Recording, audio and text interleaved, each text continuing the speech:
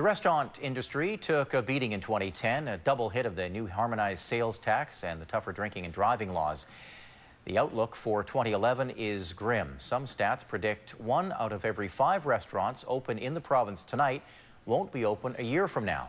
News reporter Jonathan Bartlett is in Nanaimo now. He has more on how some restaurants in Nanaimo are hoping to beat those odds. Jonathan. Eric, there are still lots of people in town visiting between Christmas and New Year's, and that means lots of entertaining. Restaurants are having a very busy week. But what's in store for the next year? A perfect storm of factors are making the restaurant biz even more challenging than usual, and some restaurants simply won't make it through.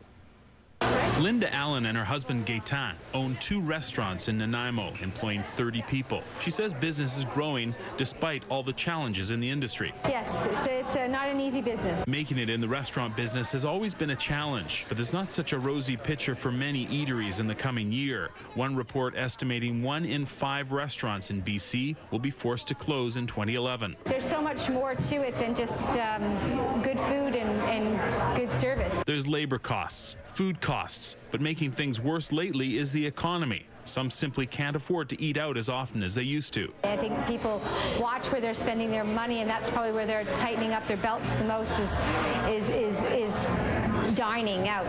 Luckily here where we are, we've had a 4 years growth. Year-on-year sales have been good, but in the last 4 months I think we've noticed a big downturn. New drinking and driving laws are also being blamed for putting the squeeze on restaurants. Heavy fines and vehicle impoundment for drivers caught with blood alcohol readings between 0.05 and 0.08%. It's a little bit too heavy-handed. Hit them heavy in the pocketbook or something like that, but not like that. They would have a glass of wine or share a half liter before, and now they're not having anything.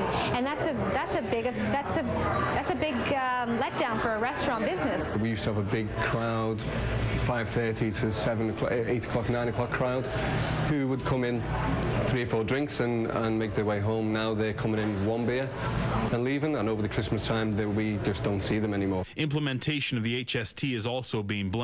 More tax, more reason to stay at home. When you impose the HST in a declining economy on an industry that was already in trouble, how this government could do it in the breach of a major campaign promise, essentially that it wasn't on the table, is ridiculous. You got hit with the liquor laws, you got hit with the HST, you're getting hit left and right. It's bad timing. At the Lighthouse Bistro, the new management's goal is to change the menu to follow a new and growing market. There's a big movement towards sustainable food, ethical food. The 100-mile diet is big, and that's where we're heading to. And hopefully not heading towards being just another statistic. And all the restaurant owners we spoke to today say they aim not to be a statistic in the new year. They say Nanaimo is growing and people are always looking for something new. Restaurateurs I spoke to today say they're confident they can ride out the many challenges thrown at them in this always difficult industry. Eric? Some great restaurants in the Harbor City. There certainly are. Jonathan Bartlett in Nanaimo. Thank you, Jonathan. Thank you.